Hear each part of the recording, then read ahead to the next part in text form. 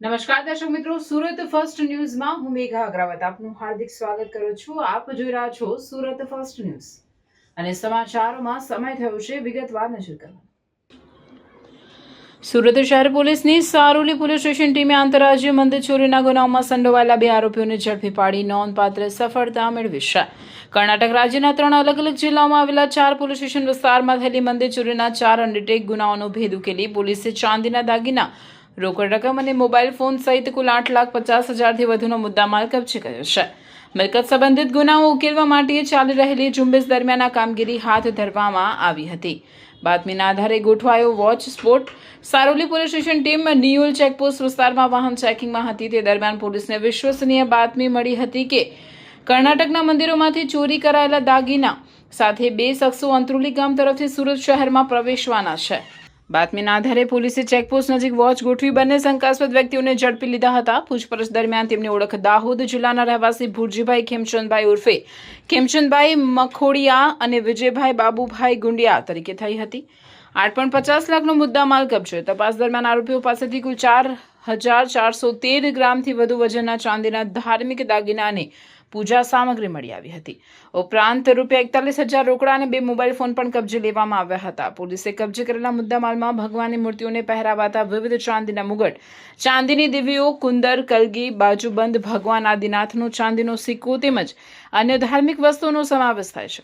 તમામ મુદ્દામાલની કુલ કિંમત 8,50,003 આંકવામાં આવી છે. 4 અલગ અલગ મંદિર ચોરીના ગુનાઓનો ભેદ ઉકેલાયો. પોલીસ તપાસમાં સામે આવ્યું કે આરોપીઓ કર્ણાટક રાજ્યના અલગ અલગ વિસ્તારોમાં આવેલા મંદિરોને નિશાન બનાવી ચોરીઓ આચરતા હતા. તેમની ધરપકડથી નીચેના 4 ગુનાઓનો ભેદ ઉકેલાયો છે. ચિત્રદુર્ગ જિલ્લાના કોટે પોલીસ સ્ટેશનમાં નોંધાયેલ મંદિર ચોરીનો ગુનો, દાવણગેરે જિલ્લાના બસવનગર પોલીસ સ્ટેશનમાં નોંધાયેલ ચોરીનો ગુનો, હુબલી ધારવાડ જિલ્લાના ધારવાડ ટાઉન પોલીસ સ્ટેશનમાં નોંધાયેલ ગુનો, હુબલી ધારવાડ જિલ્લાના વિદ્યાનગર પોલીસ સ્ટેશનમાં નોંધાયેલ મંદિર ચોરીનો ગુનો. આ તમામ ગુનાઓ ભારતીય ન્યાય સંહિતાની ચોરી અને ઘરફોડ સંબંધિત કલમો હેઠળ નોંધાયેલા હતા અને લાંબા સમયથી અનડિટેક્ટ હતા. આરોપીઓનો ગુનાહિત ઇતિહાસ પણ સામે આવ્યો. પોલીસ તપાસ દરમિયાન આરોપીઓના અગાઉના ગુનાહિત રેકોર્ડ પણ સામે આવ્યા છે. મુખ્ય આરોપી ભુરજીભાઈ મખોડિયા સામે વર્ષ 2021માં આણંદ જિલ્લાના અંકલાવ પોલીસ સ્ટેશનમાં ચોરી અને ઘરફોડનો ગુનો નોંધાયો હતો. જ્યારે બીજા આરોપી વિજયભાઈ ગુંડિયા સામે વર્ષ 2017માં દાહોદ જિલ્લાના ગરબાડા પોલીસ સ્ટેશનમાં મારામારી અને ધમકી સહિતના ગુનાઓ નોંધાયેલા હોવાનું જાણવા મળ્યું છે. ટીમવર્કથી સફળતા હેઠળ સર્વેલન્સ ટીમે સફળતાપૂર્વક પાર પાડી. પોલીસ કર્મચારીઓ મહત્વની ભૂમિકા ભજવી. પોલીસ અધિકારીઓએ જણાવ્યું હતું કે આરોપીઓની વધુ પૂછપરછ ચાલી રહી છે અને અન્ય રાજ્યોમાં પણ આવી જ પ્રકારની ચોરીઓમાં તેમની સંડોવણી છે કે નહીં તે દિશામાં તપાસ આગળ ધપાવવામાં આવી રહી છે. આ સફળ કામગીરીથી માત્ર કર્ણાટકના 4 અનડિટેક ગુનાઓનો ભેદ ઉકેલાયો નથી, પરંતુ મંદિર ચોરીના આંતરરાજ્ય ગેંગ સામે પણ મહત્વની કડી પોલીસના હાથે લાગી છે.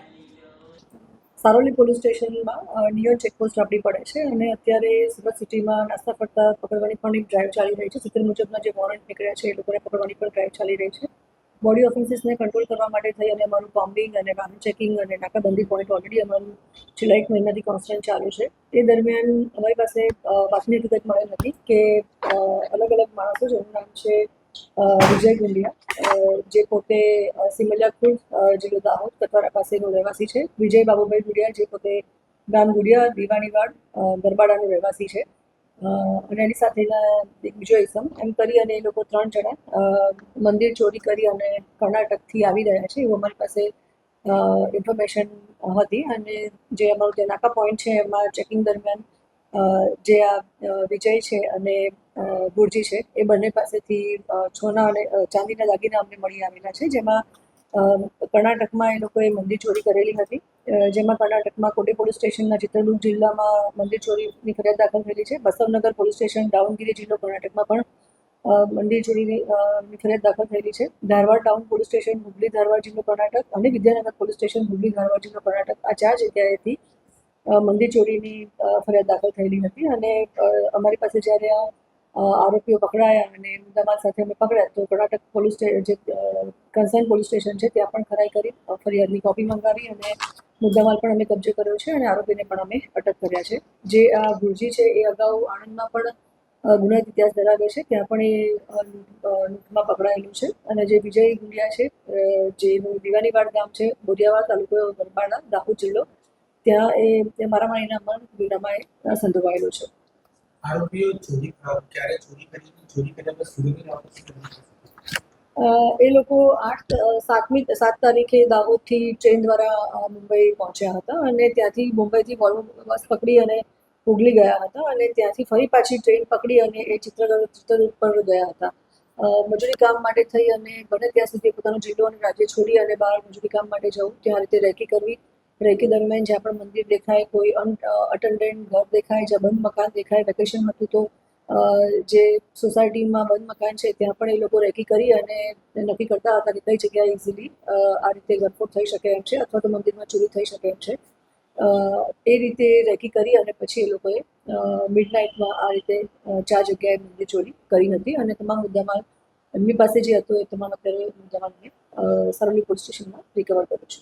હાલ બે જ આરોપી જ કરી મોટી જગ્યાએ અમારી પ્રાઇમરી ઇન્ટ્રોગેશન ચાલે છે અને એકલ દોકલ આ લોકો જતા નથી હોતા, પોતે પોતાની ટોળકી બનાવીને અને જતા હોય છે. તો અગાઉ પણ દાહોદ જિલ્લામાં ઘણા બધા ગરફોડ ચોરીના આરોપીઓ પણ અમે પકડેલા છે અને એ લોકો વિરુદ્ધ બીજા બી હજી કોઈ ગુના દાખલ થયા છે કે નહીં અને કેટલા લોકો ત્યાં ગયા હતા, ટોળકી બનાવીને ગયા હતા કે અગાઉની પણ એ લોકોની જે પણ સંપ્રતિ છે એ માટે થઈ અને મેં અત્યારે ઇન્વેસ્ટિગેશન અને અમારું ઇન્ટ્રોગેશન ચાલુ છે.